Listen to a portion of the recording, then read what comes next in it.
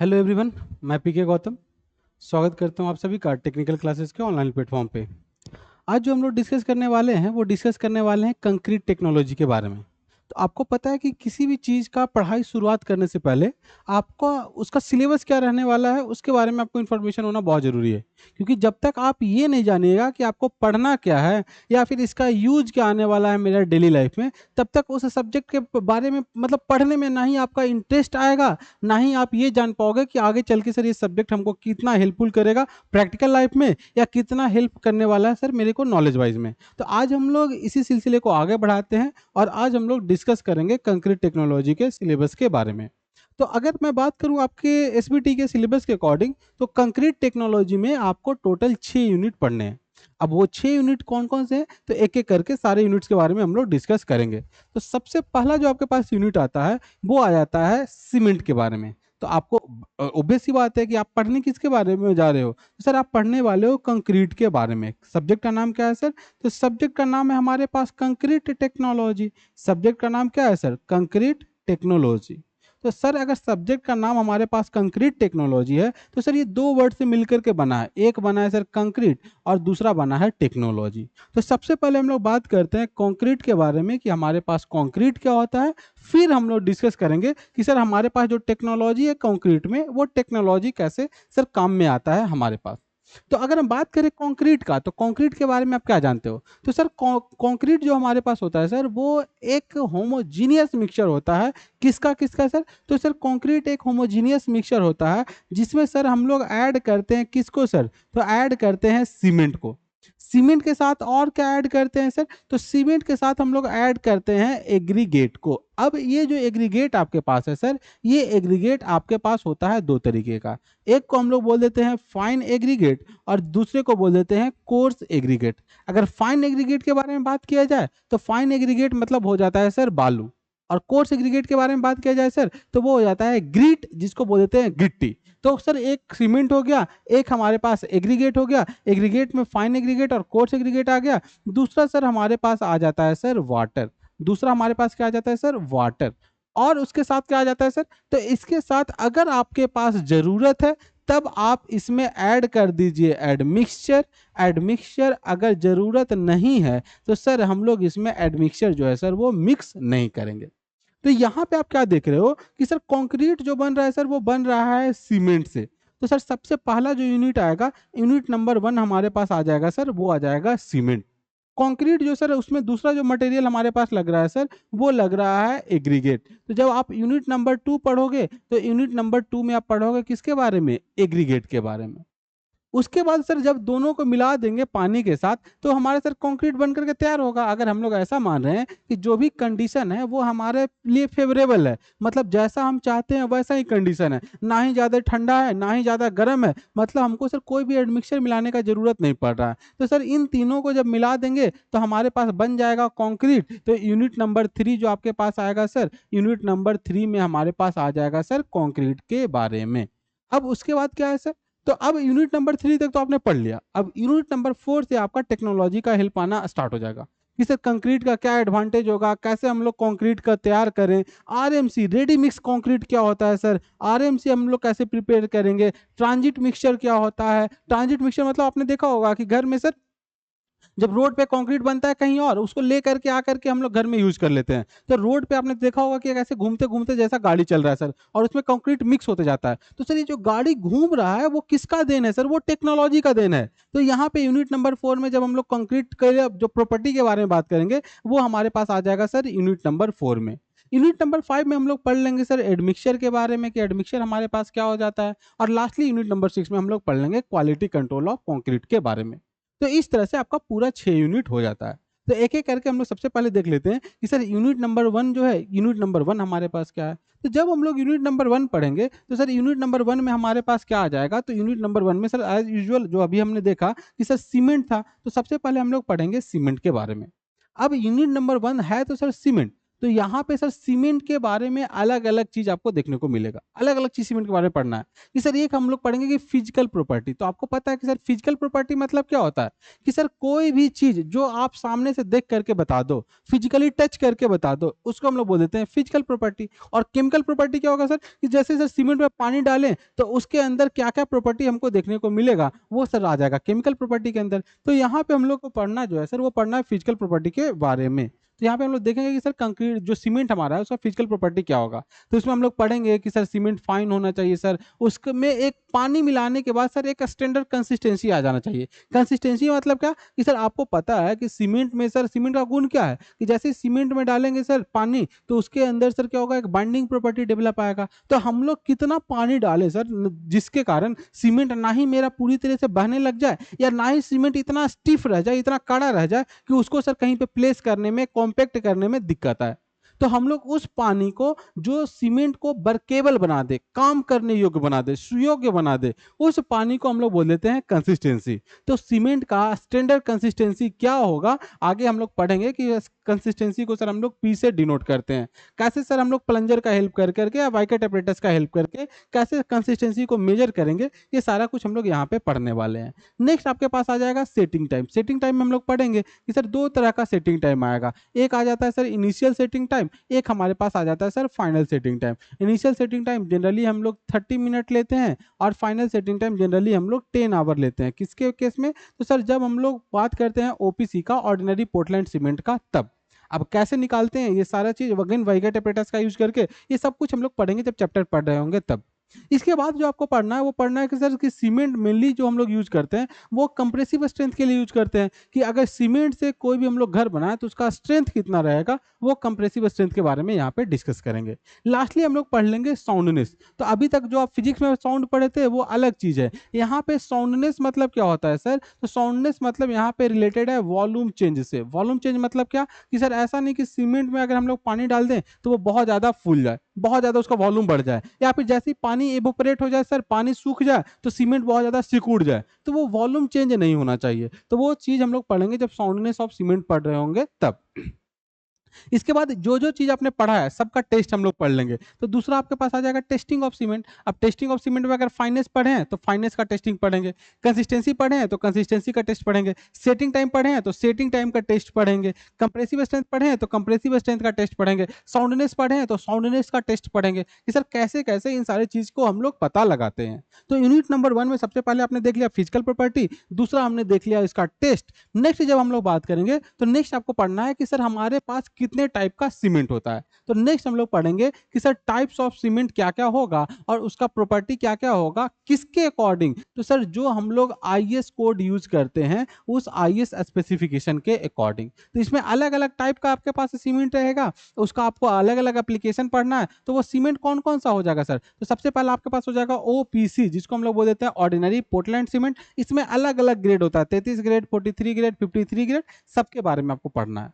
Next आपको पढ़ना है पीपीसी के बारे में, पोर्टलैंड पोजलाना सीमेंट के बारे में। तो आप लोग जब बोरा लेते होंगे ना तो देखते होंगे उस पर लिखा हो रहता है कि सर ये ओपीसी है कि पीपीसी है। चूंकि अभी आप लोग नहीं जानते थे तब आप लोग उतना नोटिस नहीं करते होंगे। उसी तरह से आपके पास पढ़ना है रैपिड हार्डनिंग सीमेंट, जिसको हम लोग बोल देते हैं आरएचसी, रैपिड हार्डनिंग सीमेंट। उसी तरह से एलएचसी, लो हीट सीमेंट। उसी तरह से हाई एल्यूमिना सीमेंट, एचएससी, जिसको हम लोग बोल देते हैं। उसी तरह से सल्फेट रेसिस्टिंग सीमेंट, जिसको एसआरसी बोल देते हैं। उसी तरह से आपने देखा होगा कि टाइल्स वाइल्स जोड़ने के लिए हम लोग व्हाइट सीमेंट का यूज करते हैं। तो ये अलग अलग टाइप का सीमेंट आपको पढ़ना है।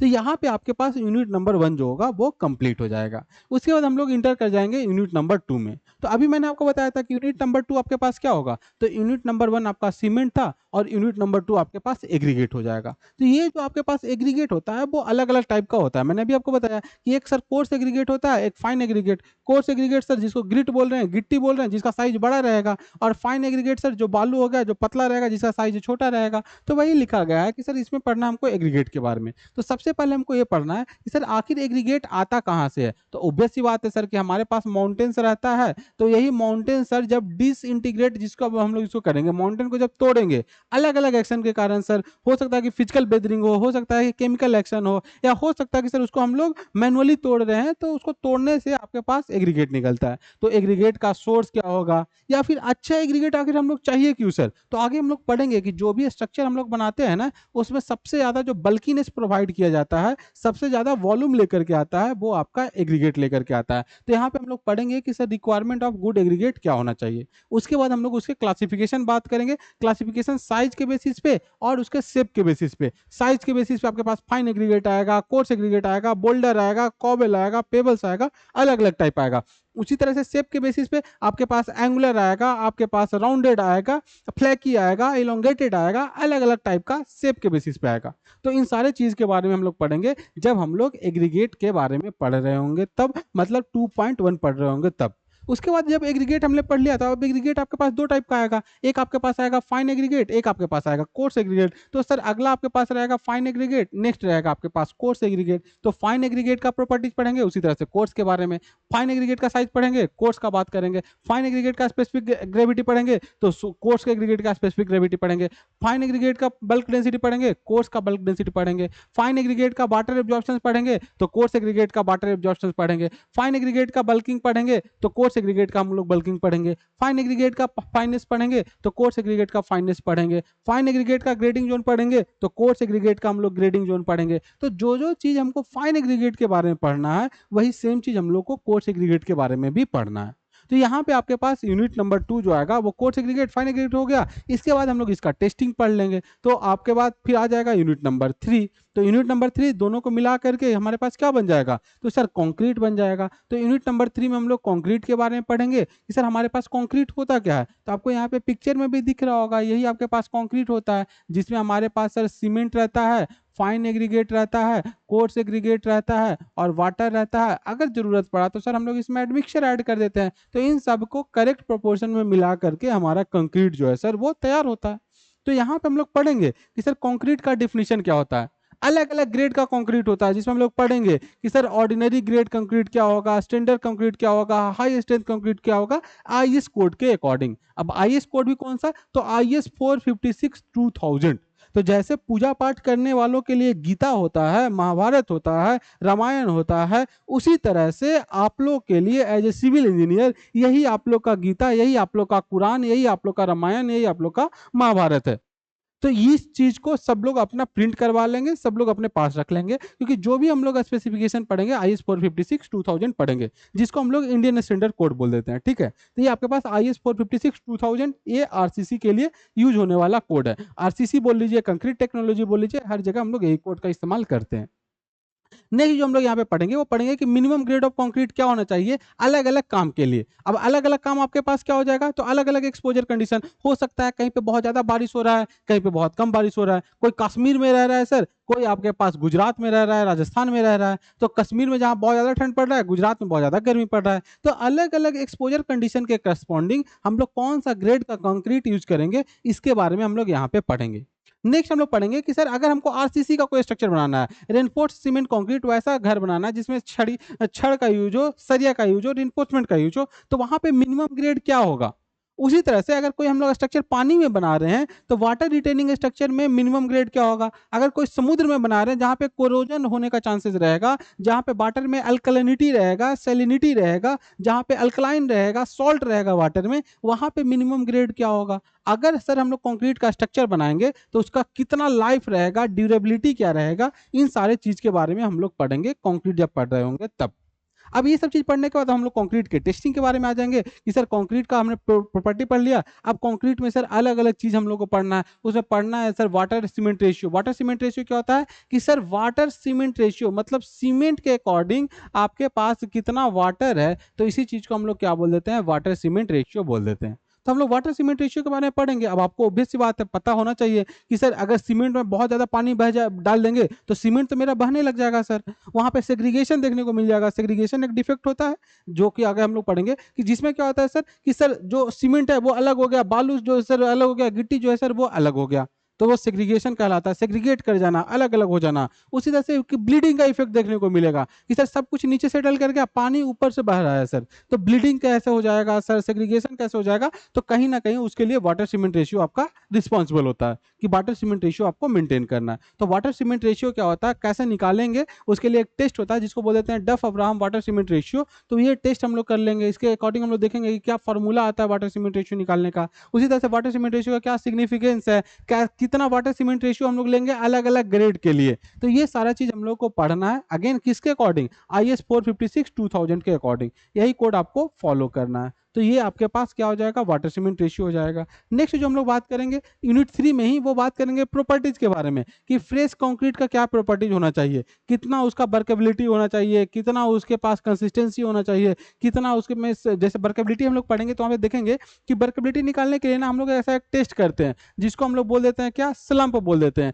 इसका हाइट आगे हम लोग पढ़ेंगे कि ये 300 हो जाता है, ये 100 हो जाता है और ये 200 हो जाता है। तो हम लोग देखते हैं कि ऐसा कौन रहता है और इसमें कंक्रीट भर करके इसको उठा देते हैं। तो उठाने के बाद देखते हैं कि कितना से ये सर डिफेक्ट, मतलब आपका कंक्रीट कितना से गिर रहा है। तो जब पढ़ेंगे टॉपिक तब इसके बारे में हम लोग डिस्कस कर लेंगे। तो वही बोला जा रहा है कि स्लंप कौन, यही स्लंप आपके पास होता है। तो स्लंप कौन से कैसे हम लोग कंक्रीट के वर्केबिलिटी को डिपेंड कर मतलब पता लगाते हैं। उसी तरह से अलग अलग टेस्ट होता है, कॉम्पैक्शन फैक्टर टेस्ट होता है, वीवी कंसिस्टोमीटर होता है। तो इन सबसे हम लोग वर्केबिलिटी का वैल्यू निकालते हैं, वर्केबिलिटी का टेस्ट करते हैं। तो यही चीज आपको यहाँ पे लिखा गया है। अगेन क्या बोला जा रहा है कि अलग अलग काम के लिए आपको अलग अलग वाटर सीमेंट रेशियो चाहिए। जैसे रोड बनाना है तो आप चाहिएगा कि रोड जल्दी जम जाए, तो वाटर सीमेंट रेशियो को कम रखेंगे। अब सर कहीं पे हमको ऊपर से कंक्रीट डालना है तो सर वहां पे हम कॉम्पैक्ट तो कर नहीं सकते हैं, जहां पे बहुत ज्यादा छड़ होगा तो उसको अच्छे से कॉम्पैक्ट तो कर नहीं सकते हैं। तब हम लोग चाहते हैं कि वर्केबिलिटी ज्यादा रहे, मतलब कंक्रीट अच्छे से अंदर जाकर के सेटल कर जाए, तो वहां पे वर्केबिलिटी को बहुत ज्यादा बढ़ा देते हैं। तो वो डिपेंड करेगा कि सर हमारे पास काम कौन सा है, किसके लिए हम लोग वर्केबिलिटी निकाल रहे हैं।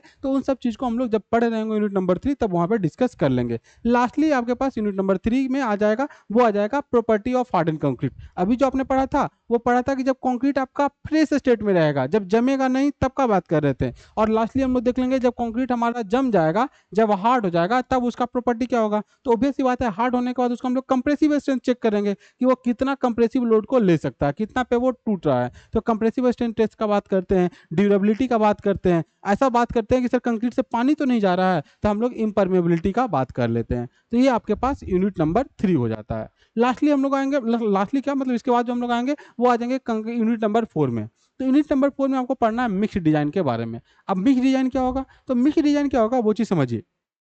जैसे ना दो तरह से हम लोग डिजाइन करते हैं, दो तरह से डिजाइन करने का क्या क्राइटेरिया है। पहला क्या है सर कि जो बरसों से चला आ रहा है, बरसों से चला आ रहा है मतलब कि सर पहले से लोग बता दिए कि सर अगर मान लेते हैं कि हम अब आगे बात करेंगे कि M10 एक ग्रेड होता है। M मतलब क्या होता है सर, कंप्रेसिव स्ट्रेंथ, और 10 मतलब क्या होता है सर कि जो कंप्रेसिव स्ट्रेंथ का मतलब M मतलब होता है सर मिक्स। M मतलब आपके पास हो जाता है सर मिक्स, कि ऐसा मिक्स हम तैयार कर रहे हैं कि जिससे सर जो कंप्रेसिव स्ट्रेंथ आ रहा है वो 10 मेगा पास्कल आ जा रहा है। अभी तो कुछ समझ में नहीं आएगा, बट ऐसा समझ लीजिए कि M मतलब सर कितना कितना रेशियो में क्या क्या मिक्स करें ताकि सर हमारे पास जो कंप्रेसिव स्ट्रेंथ आ जाए वो 10 मेगा पास्कल आ जाए। 10 मेगा पास्कल मतलब कितना हो जाएगा, तो 10 न्यूटन पर मीटर स्क्वायर आ जाए। तो उसके लिए हम लोग आगे से पहले से डिटरमाइन कर दिया गया है कि अगर आप एक सीमेंट लेते हो और उसकी तरह से आप कितना गिट्टी ले लेते हो, तो सर अगर आप 3 वहाँ पे फाइन एग्रीगेट ले लेते हो और 6 जो है सर वो कोर्स एग्रीगेट ले लेते हो, तो यहाँ से आपका जो मिक्सचर तैयार होगा वो M10 तैयार हो जाएगा। ऐसे याद भी रख सकते हैं 6 3 9 1 10। तो यहाँ से आप याद भी रख सकते हैं, शॉर्टकट भी आपको बताते हुए चला जाएगा जब सिलेबस पढ़ाया जाएगा तब।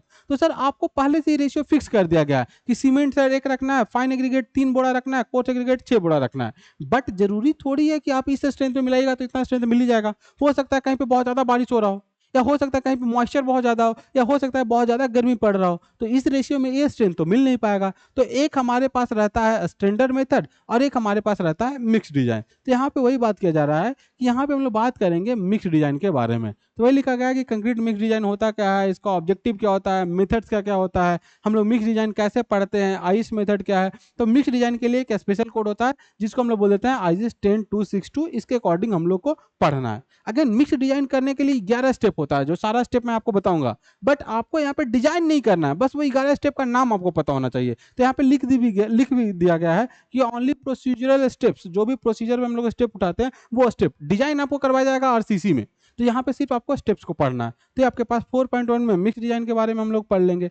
नेक्स्ट जो हमारे पास आता है वो आ जाता है क्या, तो वो हमारे पास आ जाता है testing of hard and concrete. तो हार्ड एंड कॉन्क्रीट में हम लोग सर अलग अलग टेस्ट करते हैं। तो वही लिखा गया है कि सर हम लोग कंप्रेसिव स्ट्रेंथ का पता लगाते हैं सर, उसी तरह से हमारे पास क्यूब से पता लगाते हैं, सिलेंडर से पता लगाते हैं, अलग अलग हमारे पास टेस्ट करने का तरीका है, उसके बारे में यहाँ पे बात किया जा रहा है। नेक्स्ट जो आपके पास आ जाएगा वो आपको पढ़ना है क्या, नॉन डिस्ट्रक्टिव टेस्ट। तो टेस्ट ना दो तरीके का होता है, एक होता है डिस्ट्रक्टिव टेस्ट और एक होता है नॉन डिस्ट्रक्टिव टेस्ट, जिसको हम लोग एनडीटी बोल देते हैं। इसमें अलग अलग हम लोग पढ़ेंगे कि एक हमारे पास हो जाता है कौन सा सर, तो एक हमारे पास हो जाता है जिसको हम लोग बोल देते हैं rebound hammer test, rebound hammer test. उसी तरह से आपके पास हो जाता है क्या, तो एक हम लोग वेव वेलोसिटी प्रोवाइड करवा देते हैं, तो जिसको हम लोग बोल देते हैं क्या, कि एक हमारे पास आ जाएगा रिबॉन्ड हैमर टेस्ट। उसी तरह से हमारे पास आ जाएगा नॉन डिस्ट्रक्टिव टेस्ट में एक वेलोसिटी टेस्ट, जिसको हम लोग बोल देते हैं पल्स वेलोसिटी टेस्ट। ठीक है, पल्स वेलोसिटी टेस्ट, इसको एसपीवीटी बोल देते हैं क्योंकि सुपरसोनिक पल्स वेलोसिटी टेस्ट भी इसका नाम होता है, तो एसपीवीटी भी इसको हम लोग बोल देते हैं। तो वही लिखा गया कि method of non destructive test. Non destructive test में क्या है कि आपको स्ट्रक्चर को तोड़ना नहीं है, जबकि कंप्रेसिव स्ट्रेंथ में हम लोग एक क्यूब बनाते हैं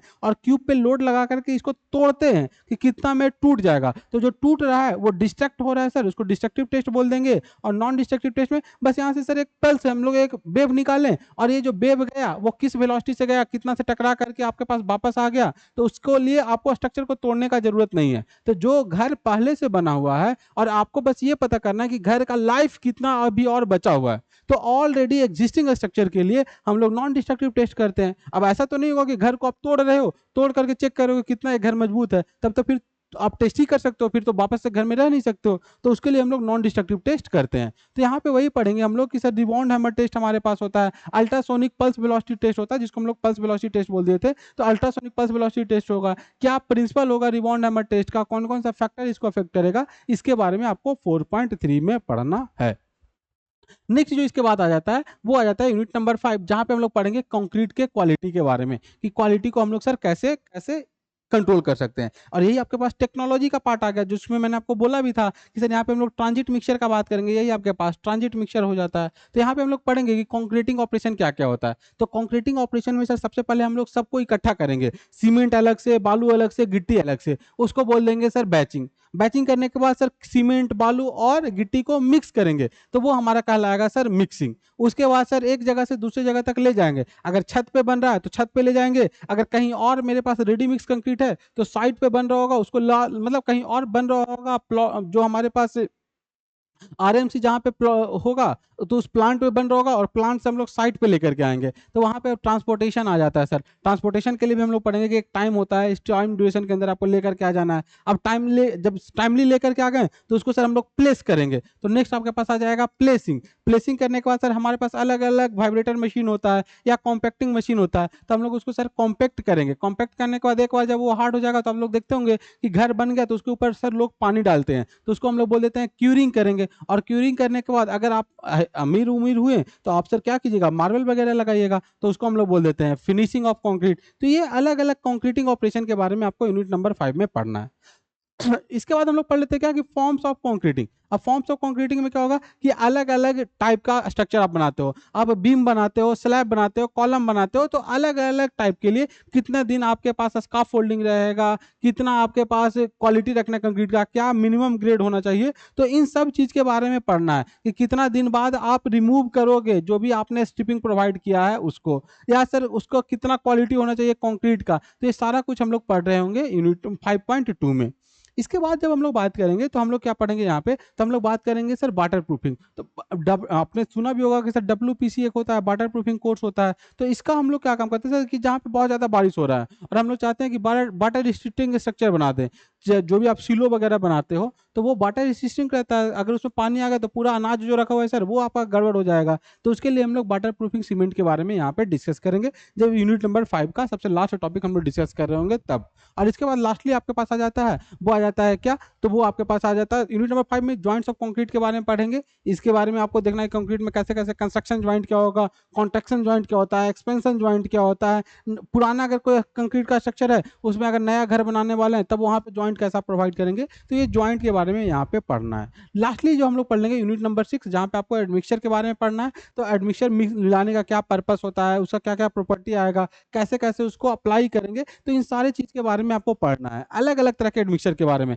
एक आपके पास रिटार्डिंग स्ट्रक्चर होगा जो सीमेंट के जमने के रेट को स्लो कर देगा, एक आपके पास वाटर रोकने वाला एडमिक्सचर रहेगा, एक हम लोग बाहर से केमिकल ऐड करते हैं स्पेशल तरह के प्रॉपर्टी को लाने के लिए। तो अलग अलग तरह के एडमिक्सचर के बारे में पढ़ेंगे। अब एडमिक्सचर के बारे में जब हम लोग पढ़ लेंगे तो इसमें सर हम लोग को एक चीज़ के बारे में और पढ़ना है क्या, कि सर जो रेडी मिक्स कंक्रीट होता है उसके बारे में। तो यहाँ पे रेडी मिक्स कंक्रीट पढ़ेंगे। अब रेडी मिक्स कंक्रीट में ना अलग अलग तरह के हम लोग फाइबर वगैरह का इस्तेमाल करते हैं, तो वो फाइबर रिइंफोर्स्ड कंक्रीट क्या होगा, हाई परफॉर्मेंस कंक्रीट क्या होगा, इन सब चीज़ के बारे में यहाँ पे डिस्कस करना है। उसके बाद जो आपके पास 6.3 आएगा, उसमें सर हम लोग के पास कोल्ड वेदर कंक्रीटिंग या हॉट वेदर कंक्रीटिंग, अगर टेम्परेचर बहुत कम है तो वहाँ पे कैसे कंक्रीटिंग करेंगे, या टेम्परेचर बहुत ज़्यादा है तो वहाँ पे कैसे कंक्रीटिंग करेंगे, इसके बारे में पढ़ना है। और लास्टली आपको पढ़ना है व्हाइट सीमेंट के बारे में। और लास्टली आपको किसके बारे में पढ़ लेना है, तो सर लास्टली जो हमको पढ़ लेना है वो पढ़ लेना है व्हाइट सीमेंट के बारे में। तो लास्टली हमको पढ़ लेना है किसके बारे में, व्हाइट सीमेंट के बारे में। तो व्हाइट सीमेंट आप लोग लास्टली पढ़ लीजिएगा। और इस तरह से आपका ये जो कंक्रीट का सिलेबस है व्हाइट सीमेंट के बारे में, तो यहाँ पे आपका कंक्रीट का सिलेबस है वो आपका क्या हो जाएगा सर, कंप्लीट हो जाएगा। तो ये तो आपके पास 6 यूनिट हो गया। अगेन आपको करना क्या है यहाँ पे, तो सर इसके बाद ना एक बुक, कि बुक कौन सा फॉलो करें हम लोग, तो यहाँ पे बुक के नाम पे बस आपके पास एक बुक होता है, वो होता है एम एस सेठी। तो आपको किसका बुक ले लेना है, तो एम एस सेठी का बुक ले लेना है। बहुत अच्छी बुक है, मतलब बेहतरीन बुक है ये, ठीक है। One of the best book of concrete technology M S Sethi का।